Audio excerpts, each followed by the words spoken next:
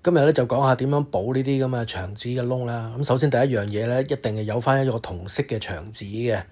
咁大細方面咧就要大過你要補嗰個位置啦。跟住咧就準備一啲白膠漿啦嚇，或者係專係做牆紙嘅嗰種膠啦。咁其實白膠漿都可以啦。咁啊油咗上去。咁跟住咧就將裁剪好嗰個新牆紙咧就貼上去。咁當然啦，就要對翻嗰啲牆紙紋嘅。咁貼咗上去之後咧，就大概係咁嘅樣嘅。然後咧，我哋就需要一啲即係牆紙刮啦。咁啊，就另外即係刮翻平佢。咁咧，我哋跟住就準備呢個間尺咧，同埋牆紙刀啦嚇。咁牆紙刀唔係普通戒刀嚟嘅，細把啲㗎。跟住咧，我哋就喺嗰個新嗰個牆紙個範圍裏邊咧，就界一個四邊形。咁界完之後咧，就係咁樣㗎啦。然後咧，我就將周邊嗰啲咧冇用嗰啲咧就搣咗出嚟。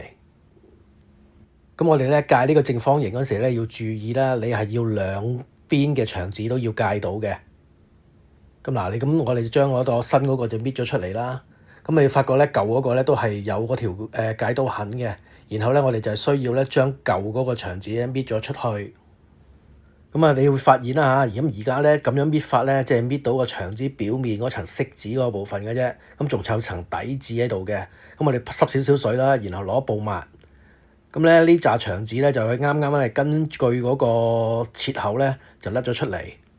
咁而家咁嘅樣咧就係話啦，嗰成個牆紙連埋嗰個底紙嘅部分咧就全部都甩咗啦。咁呢個就係嗰個底嚟嘅。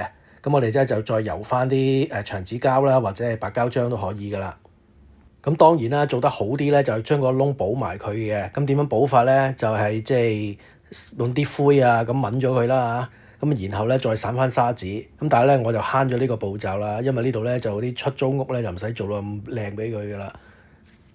咁咧就然後啦嚇，就將新嗰幅即係裁咗出嚟個牆紙咧就貼翻入去嗰個位裏邊。咁然後咧嚇就用嗰個牆紙刮咧就刮翻平佢。咁基本上咧你要好留心睇先至發現佢補咗嘅。咁咧你留意啦，如果你好留心睇，仲有兩個窿啦。咁如果你即係想要求高啲嘅，咁就做翻我之前講嗰個步驟啦。咁啊將佢補翻個窿，然後再磨翻平佢，散翻砂紙，咁貼落去呢個效果會更加好嘅。